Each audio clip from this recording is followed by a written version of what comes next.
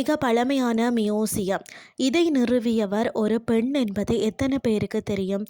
வாங்க அதை பற்றி விரிவாக பார்க்கலாம். மனித நாகரிகத்தின் வளர்ச்சியுடன் சேர்ந்த வரலாற்றை பாதுகாக்கும் எண்ணமும் வளர்ந்தது. பழைய காலங்களில் மக்கள் தங்கள் முன்னோர்களின் சாதனைகள், கலாச்சார சின்னங்கள், மத நம்பிக்கைகள் மற்றது கலைப்பொருட்களை அடுத்த தலைமுறைகளுக்காக பாதுகாக்க விரும்பினர்.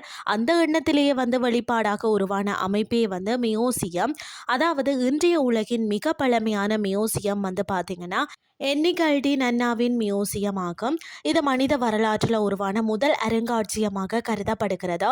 மியூசியம் என்பது வரலாற்று, கலாச்சார, அறிவியலை கலை மற்றது தொல்லியல் பொருட்களை சேகரித்து பாதுகாத்து மக்களுக்கு அறிவூட்டும் ஒரு நிறுவனமாகும். இந்த முறையான மியூசியம் அமைப்பு உருவாகும் முன்பே பண்டைய நாகரிகங்களில் பொருட்களை சேகரித்து பாதுகாக்கக்கூடிய பழக்கமும் இருந்ததாம்.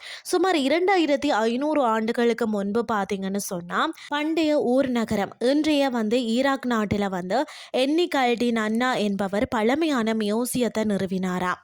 என்னிகல்டின் அண்ணா பார்த்தீங்கன்னா பண்டைய பாபிலோனிய அரசன் நபோனிடஸ் அவர்களின் மகள் ஆவார். அவர் ஒரு அரசகுமாரி. சந்திர கடவுள் நன்னாவின் கோயில் தலைமை, அதாவது மத பணிப்பாளர், வரலாறு மற்றும் தொல்லியல் மீது ஆர்வம் கொண்ட அறிவாளினே சொல்லலாம். அவர் வாழ்ந்த காலத்தில் பல நூற்றாண்டுகளுக்கு முன்பு பயன்படுத்தப்பட்ட பொருட்களை சேகரித்து பாதுகாக்க வேண்டும் என்ற எண்ணம் அவருக்கு தோன்றியது. அதுவே உலகின் முதல் மியூசியமாக உருவான ஒரு காரணமாக இருக்கிறது. மியூசியம் அமைந்த இடம் ஒரு மொசபொத்தேமியா நகரத்தின் முக்கிய நகரங்களில் ஒன்று தான் இது. இது பார்த்திங்கன்னா சுமேரிய நாகரிகத்தின் மையமாக இருந்தது. கல்வி, வணிகம், மதம் மற்றது கலை வளர்ச்சி அடைந்த இடமாக விளங்கியது.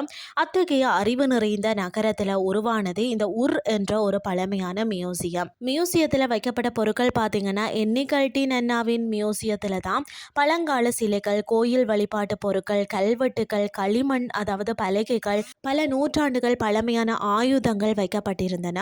இந்த பொருட்கள் என்னிகல்டின் அண்ணா வாழ்ந்த காலத்திற்கு முன்பே பயன்படுத்தப்பட்டவை ஆகும். அது மட்டும் இல்லாமல் பார்த்தீங்கன்னா ஒவ்வொரு பொருட்களும் அருகில 3 மொழிகளில் எழுதப்பட்ட விளக்க குறிப்புகள் இருந்தன.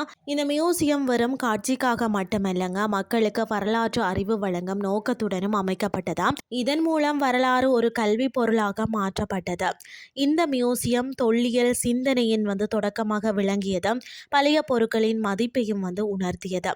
அது மட்டுமில்லாமல் உலக வரலாற்றில் மிக முக்கியமான இடத்தை பெற காரணங்கள் மியூசியம் என்ற கருத்தின் தொடக்கம்தான். மனிதர்கள் தங்கள் வரலாற்றை பாதுகாக்க முயன்ற முதல் சான்று பெண்கள் அறிவு மற்றது வரலாற்று பாதுகாப்பில் முக்கிய பங்கு வகித்ததை காட்டுகிறது. நவீன அருங்காட்சியகங்களுக்கு அடித்தளமாகவும் அமைந்தது.